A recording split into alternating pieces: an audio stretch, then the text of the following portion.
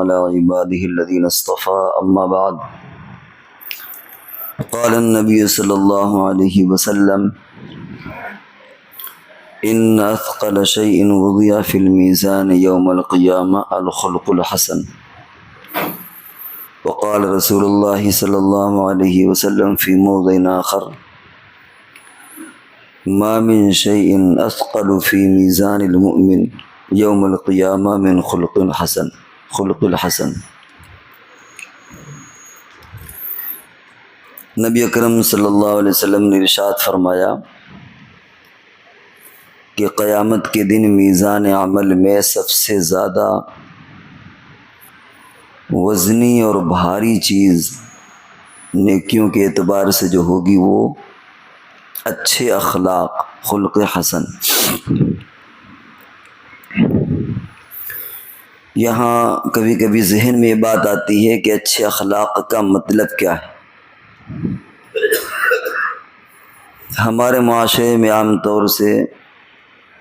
اچھے اخلاق کا یہ مطلب سمجھا جاتا ہے، اور کسی حد تک ہے بھی، کہ وہ خندہ پیشانی کے ساتھ بات کرے،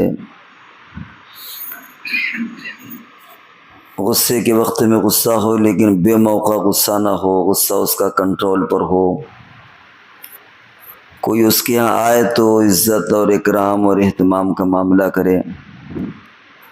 جب کوئی آدمی اس کے پاس سے جدا ہو تو اس کا دل خوش ہو۔ ظاہری اعتبار سے یہ چیزیں ہمارے یہاں اخلاق سمجھی جاتی،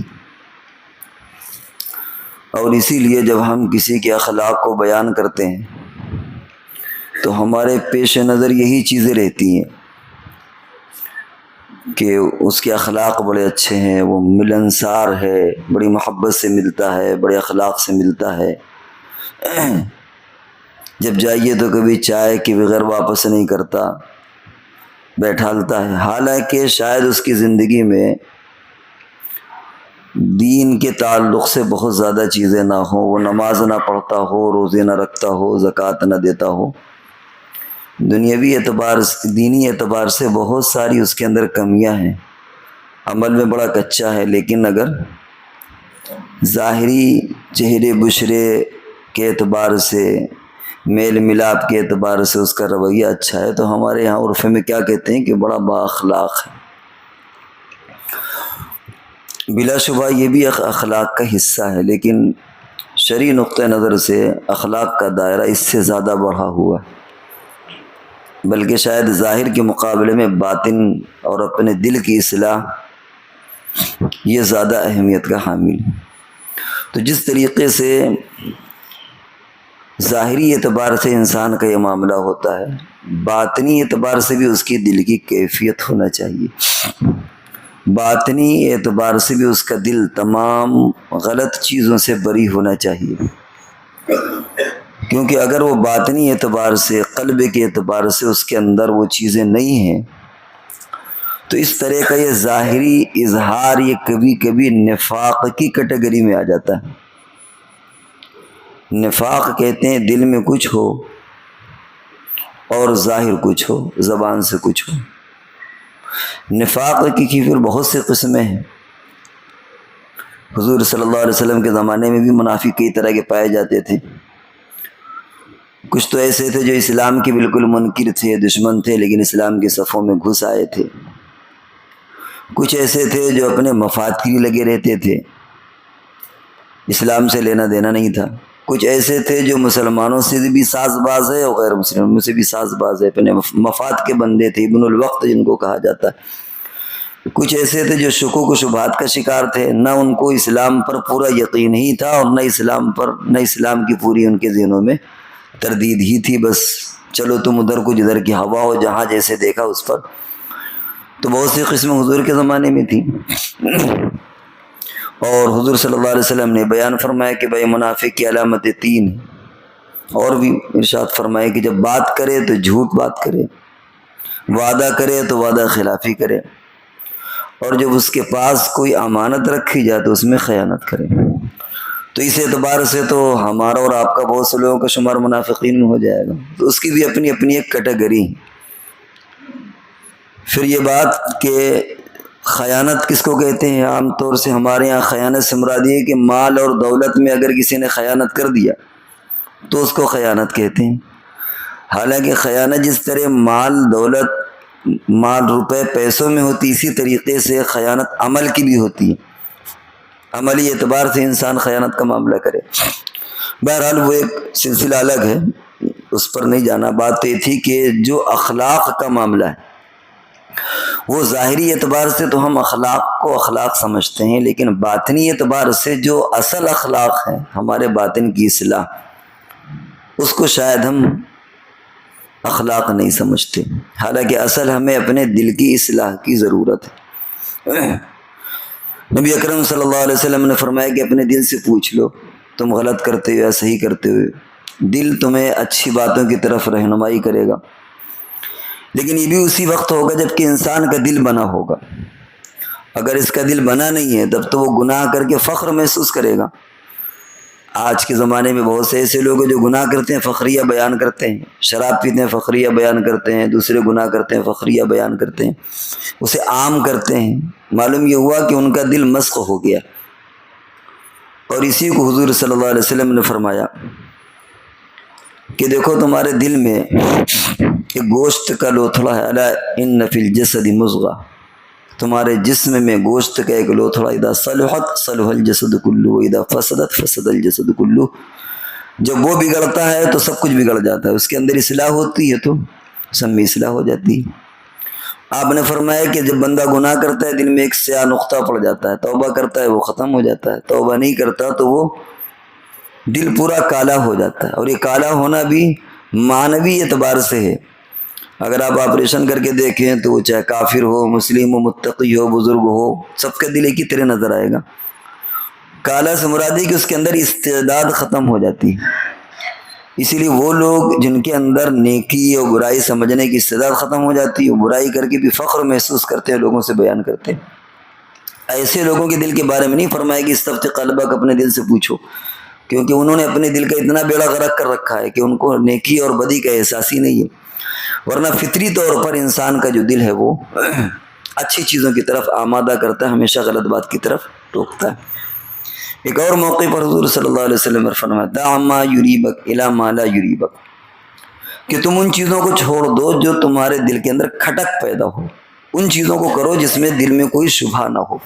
یہاں پر بھی وہی بات آ جاتی ہے کہ جب بندے کے اندر دل بہتر ہوگا تو اس کے اندر اچھی چیزیں آئیں گی، اور دل ہی خراب ہو گیا تو یہ جو اخلاق کا معاملہ ہے اس کا تعلق انسان کے دل سے ہے۔ جب دل بنتا ہے تو اس دل کی اللہ تبارک و تعالیٰ کے ہاں قیمت ہے۔ جنت میں جانے والے بھی وہی ہوں گے جن کے دل اچھے ہوں گے، الا من اتى اللہ بقلب سلیم، اللہ نے فرمایا کہ جس کا دل صحیح سالم ہوگا، برائیوں سے بچا ہوا ہوگا۔ دعا میں اللہ تبارک و تعالیٰ نے سکھایا ربنا اغفر لنا ولاخواننا الذين سبقونا بالایمان ولا تجعل في قلوبنا غلا للذين آمنوا، اے اللہ ہمارے دلوں میں کسی کی طرف سے کوئی کھوٹ، کوئی کپٹ، کوئی کینہ نہ ہو۔ تو اصل اخلاق کیا ہے؟ ہمارا دل بالکل صاف ستھرا ہو، اس میں کینہ نہ ہو، کپٹ نہ ہو، حسد نہ ہو، جلن نہ ہو، کسی کی طرف سے کوئی نقصان پہنچانے کا جذبہ نہ ہو۔ یہ جو تمام روحانی بیماریاں ہوتی ہیں، ان بیماریوں سے اپنے دل کو صاف رکھنا در حقیقت وہ ہے اخلاق۔ اور جہاں تک ظاہری اخلاق کا تعلق ہے وہ بھی قدر قیمت ہے، اس کا بھی اپنا ایک اثر ہے، لیکن اصل انسان کو اپنے دل کو بنانا ہے، اور ظاہر کا اثر باطن پر، باطن کا اثر ظاہر پر پڑتا ہے۔ کہتے ہیں الظاہر عنوان الباطن، ظاہر جو ہے وہ باطن کا عنوان ہوتا ہے۔ کل اناء یترشح بما فیہ، آپ کہتے ہیں جو برتن پر ہوگا وہی نکلے گا، آدمی کہتے ہیں تمہارا دل میں تھا وہی زبان سے نکل آیا، جو برتن میں ہوگا وہی نکلے گا باہر، دودھ ہوگا تو دودھ، پانی ہوگا تو پانی۔ تو ظاہر کا اثر باطن پر پڑتا ہے، باطن کا اثر ظاہر پر پڑتا ہے۔ نہ صرف یہ ہو کہ ہم دل کی بنانے کی تو فکر کر لیں، لیکن ظاہری اعتبار سے ہمارے اخلاق اچھے نہ ہوں، ہمارا مزاج اچھا نہ ہو، لوگ ہم سے ملنا پسند نہ کریں۔ حضور صلی اللہ علیہ وسلم نے فرمایا کہ وہ بندہ اچھا نہیں ہے جس کا مزاج اور اخلاق ایسے ہیں کہ لوگ اس سے ملنا پسند نہ کریں، کہ یار اس سے ملیں گے پتہ نہیں کون سی ٹانٹنگ کس دے، کون سی سخت بات کہہ دیتے، یار اس سے دور ہی دور سے سلام اچھا ہے۔ تو ایسا بندہ بھی اچھا نہیں. حضور صلی اللہ علیہ وسلم نے اسے بندے کی مذمت کی. لیکن ظاہر کا اثر باطن پر، باطن کا اثر ظاہر پر پڑتا ہے. اس لیے ہمیں دونوں چیزوں کے بنانے کی ضرورت ہے. باطن کا اثر ظاہر پر، یہ تو ظاہر بات ہے کہ ہر انسان جانتا ہے کہ جو برتن میں ہوگا وہی نکلے گا. جب انسان کے دل میں اچھی چیزیں ہیں تو پھر انہی چیزوں کا اظہار ہوتا ہے. باطن کا اثر ظاہر پر اس طرح ہوتا ہے. اور ظاہر کا اثر باطن پر اس طرح پڑتا ہے کہ جب آپ کا سراپا بہتر ہوگا تو پھر آپ کو خود اپنے آپ کو اچھا بنانے کی فکر ہوگی. اس کو آپ ایک مثال سے سمجھیں. مثال کے طور پر آپ کسی مال جائیں، ظاہر بات ہے کہ جب آپ مال جائیں گے، بڑے بڑے جو اس طرح کے مال کھلے ہوتے ہیں، یا کسی ایسی جگہ پر جہاں بے پردہ عورتیں ہوں، آپ ایک عام لباس میں ہو، فرض کر لیجئے کہ پینٹ پہنے ہوئے ہیں، شرٹ پہنے ہوئے ہیں، ٹی شرٹ پہنے ہوئے ہیں، یوں ہی آپ کسی کام سے چلے گئے، تو ممکن ہے کہ آپ اپنی نگاہوں کو نہ بچا پائیں، یا جب آپ دیکھیں گے کسی کو تو آپ کے دل میں کوئی اس طرح کا احساس نہیں ہوگا. لیکن اگر اسی مارکیٹ میں آپ کرتا پیجامہ، داڑھی اور امامہ باندھے، صافہ باندھے ہوئے ہوں، مسواک بھی یہاں لگی ہوئی ہو، اور باقاعدہ اور اگر تو ایک عصا بھی آپ کے ہاتھ میں ہو، چہرہ بشرا بھی بالکل دیندار والا ہو، تو اب ظاہر بات ہے کہ آپ کی ہمت نہیں ہوگی کہ کسی کی بدنگاہی کریں. کیونکہ آپ کو محسوس ہوگا کہ یار اگر دھوکے سے بھی ہماری نظر پڑے گی تو یہ عورتیں کیا سوچیں گے کہ بتائیے صافہ باندھے ہوئے ہیں، عصا لیے ہوئے ہیں، جیب میں مسواک ہے اور لڑکیوں کو تاوتے پھر رہے ہیں. تو دیکھیے ظاہر کا اثر باطن پر پڑا. جو گناہ آدمی عام لباس میں کر لے گا، اگر وہ لباس اچھے پہنے ہوئے، شریفانہ لباس، شریفانہ حلیہ ہے، تو اس کا یہ لباس اس کو گناہوں سے بچا لے گا. اس کا مطلب یہ ہوا کہ ظاہر کا اثر بھی باطن پر پڑتا ہے. تو باطن کا اثر ظاہر پر، ظاہر کا اثر باطن پر. اس کا نتیجہ یہ ہوا کہ ہمیں اپنے عمل کے اعتبار سے ہمیں اپنے ظاہر کی بھی اصلاح کی ضرورت ہے اور باطن کی اصلاح کی بھی ضرورت ہے. اور سب سے زیادہ محنت کرنے کی جو ضرورت ہے وہ اپنے دل پر محنت کرنے کی ضرورت ہے. چنانچہ دل کے اعتبار سے اگر آپ دیکھیں تو دلی کا نیت کا تعلق بھی دل سے ہوتا ہے. بعض علماء نے لکھا ہے کہ اگر محض صفائی ستھرائی، نہانے دھونے سے، عطر لگانے سے، اگر انہی چیزوں سے بزرگی اور تقوی اور انسانیت کا معیار حاصل ہوتا تو مچھلی اور کچھوے سے زیادہ تو کوئی نہیں نہاتا، وہ تو ہر وقت پانی میں رہتا ہے. ہرن کے تو ناف میں ہی مشک ہوتا ہے، تو پھر اسے انسانوں کی صف میں آ جانا چاہیے، بزرگی کی صف میں آ جانا چاہیے. اسی طریقے سے اگر سر منڈانے سے ہی بزرگی اور تقوی مل جاتا ہے تو بہت سے مینڈھیں ایسی ہوتی ہیں جو دوسرے ملکوں میں بہت سر میں بال ہوتے ہیں، مشین کے ذریعے سے ان کو بالکل صاف کر دیتے. تو اگر سر ہر وقت منڈانے سے بزرگی مل جاتی ہے تو بزرگی اس کو مل جانا چاہیے. اگر محض ذکر ہی سے مل جاتی ہے تو بہت سے پرندے اللہ کا ذکر کرتے رہتے ہیں، ساری بزرگی اور تقوی ان کو مل جاتا. تو معلوم یہ ہوا کہ جب تک ہمارے دل کی اصلاح نہیں ہوگی، ہم اپنے دل کو نہیں بنائیں گے، اس وقت تک جو مطلوب اللہ کی طرف سے جو طلب نبی اکرم صلی اللہ علیہ وسلم نے جو فرمایا وہ ہم حاصل نہیں کر پائیں گے. تو یہ جو فرمایا ان اثقل شیء وضع فی المیزان یوم القیامہ الخلق الحسن، میزان عمل میں سب سے وزنی چیز جو ہمارے نیکیوں کے پلے کو بھاری کر دے گی وہ خلق حسن، اچھے اخلاق ہیں. اور عام طور سے ہمارے معاشرے میں جو اچھے اخلاق کا تعلق ہے وہ ظاہر سے ہے، ٹھیک ہے وہ بھی اخلاق کا حصہ ہے، لیکن ظاہر کے ساتھ ساتھ اپنے باطن کو بھی بنانے کی فکر کرنا چاہیے. نبی اکرم صلی اللہ علیہ وسلم نے دل کی اصلاح کی بھی خاص طور سے تاکید فرمائی کہ اپنے دل کو تم بہتر بناؤ. اسی طریقے سے یہ چیزیں حاصل کیسے ہوں گی؟ بہت مرتبہ ایسا ہوتا ہے کہ ہم کسی مرض کا شکار ہوتے ہیں لیکن ہمیں اس مرض کا پتہ نہیں ہوتا. اس لیے یہ کہا جاتا ہے کہ وہ اپنے دل کی اصلاح کے لیے بزرگان دین کے پاس آپ جائیں. پہلے تو خانقاہیں بہت تھیں، اب بھی خانقاہیں، جس سے آپ کو اصلاحی تعلق ہو، جس سے آپ سے مناسبت ہو کم سے کم، اس کے پاس آپ جائیں اور اپنے احوال اس کے سامنے رکھیں کہ بھئی ہمارے دل میں یہ کیفیات پیدا ہوتی ہیں، ان سے ہم کیسے اپنے آپ کو بچائیں، کیسے اپنے آپ کو نکالیں. تو بہت مرتبہ ایسا ہوتا ہے کہ ہمیں خود بیماری کا علم نہیں ہوتا، لہذا ہم کسی کے پاس جائیں اور اس کا علاج کرائیں، اور ظاہر بات ہے کہ صحبت کا اثر پڑتا ہے. نبی اکرم صلی اللہ علیہ وسلم نے فرمایا کہ اگر تم کسی لوہار کے ہاں جاؤ گے جس کے ہاں بٹی سلگ رہی ہے تو ظاہر بات ہے کہ اس کے ہاتھ دھواں دھکڑ چنگاریاں وہ آپ کے کپڑے میں لگیں گی، کپڑے بھی گندے ہوں گے، جل بھی جائیں گے۔ آپ کسی عطر فروش کے یہاں جائیں گے تو خریدیں نہ خریدیں، لیکن کم سے کم عطر کی خوشبو تو ملے گی ہی ملے گی۔ صحابہ کرام کو جو معیار اتنا بلند ملا اس کی بنیاد تو صحبت ہی ہے۔ نبی اکرم صلی اللہ علیہ وسلم کی صحبت انہوں نے حاصل کی، پالی، اس لیے وہ دنیا میں آنے والے تمام انسانوں سے مقدس ہے۔ حالانکہ اگر نماز کی کوانٹٹی کے اعتبار سے آپ دیکھیں، روزوں کی کوانٹٹی کے اعتبار سے آپ دیکھیں تو بہت سارے ایسے مسلمان ہیں، بلکہ آپ میں سے بہت سے ایسے ہوں گے جو صحابہ کی نمازوں سے زیادہ ان کی نمازوں کی تعداد ہوگی، ان کے روزوں سے زیادہ آپ کے روزوں کی تعداد ہوگی۔ کیونکہ ظاہر ہے کہ اگر مثال کے طور پر اس نے اسلام قبول کیا تو کوئی 10 سال، کوئی 20 سال، کوئی 15 سال، کوئی 5 سال اس کے بعد اس کا انتقال ہو گیا، تو اس نے تو اپنے زندگی میں 5 ہی سال کی نماز پڑھی۔ لیکن ہم اگر 15 سال کی نماز عمر میں شروع کرتے ہیں تو اگر کوئی 80 سال کا ہے تو اس نے تو 70 سال نمازیں پڑھی، تو نماز کی کوانٹٹی تو بہت زیادہ بڑھ جائے گی، لیکن ظاہر ہے کہ کوالٹی کے اعتبار سے، وزن کے اعتبار سے تو کوئی مناسبت نہیں ہے، کوئی ریشیو نہیں، کوئی جوڑ نہیں ہے۔ کیوں؟ اس لیے کہ انہوں نے صحبت پائی نبی اکرم صلی اللہ علیہ وسلم۔ اس لیے نیک لوگوں کی صحبت بھی اختیار کرنے کی ضرورت ہے۔ جب نیک لوگوں کی صحبت اختیار کی جائے گی تو ہمارے اندر بھی اصلاح پیدا ہوگی۔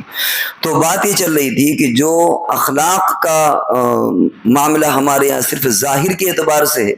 کہ ہم ظاہری ملنساری، اچھی طرح ملنا، خندہ پیشانی، اسی کو اخلاق سمجھتے ہیں، بلا شبہ وہ بھی ایک شعبہ ہے۔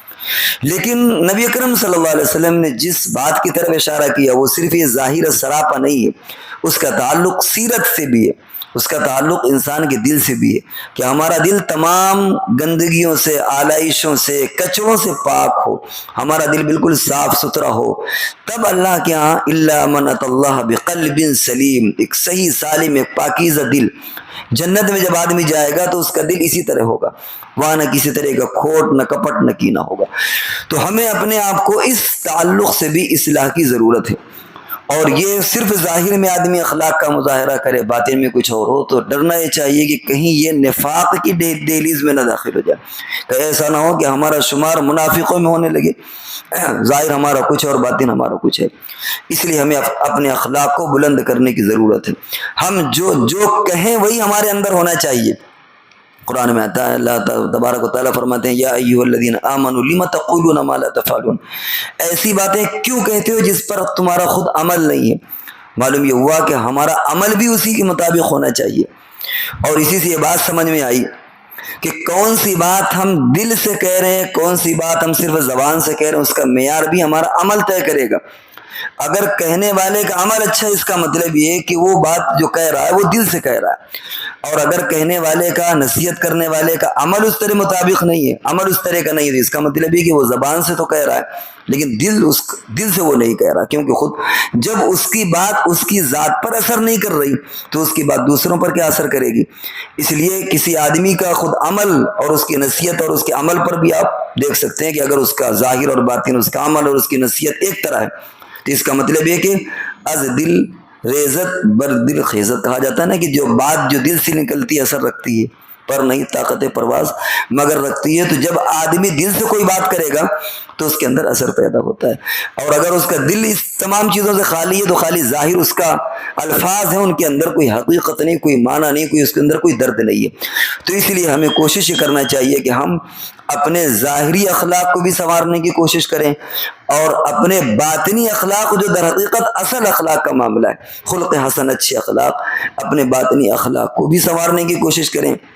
اپنے دل کو بنانے کی کوشش کریں۔ اور دل کیسے بنتا ہے کہ ہمارا دل تمام آلائشوں سے، گندگیوں سے، کچروں سے پاک ہو، کسی کے تعلق سے حسد نہ ہو، کینہ نہ ہو، جلن نہ ہو، بزدلی نہ ہو، ان تمام چیزوں سے جب ہمارا دل پاک ہوگا تب یہ دل اللہ کے یہاں قابل قبول ہوتا ہے۔ اور ایسے ہی دل کے بارے میں اللہ نے فرمایا ہے کہ جنت میں جو لوگ جائیں گے، کون؟ الا من اتى اللہ بقلب سلیم، مگر وہ لوگ جو قلب سلیم، صحیح سالم دل لائیں گے۔ اللہ تبارک و تعالی ہم سب کو اخلاق کو سمجھنے اور ظاہری اور باطنی اعتبار سے اپنے اخلاق کو سنوارنے کی توفیق عطا فرمائے۔ وآخر دعوانا الحمدللہ۔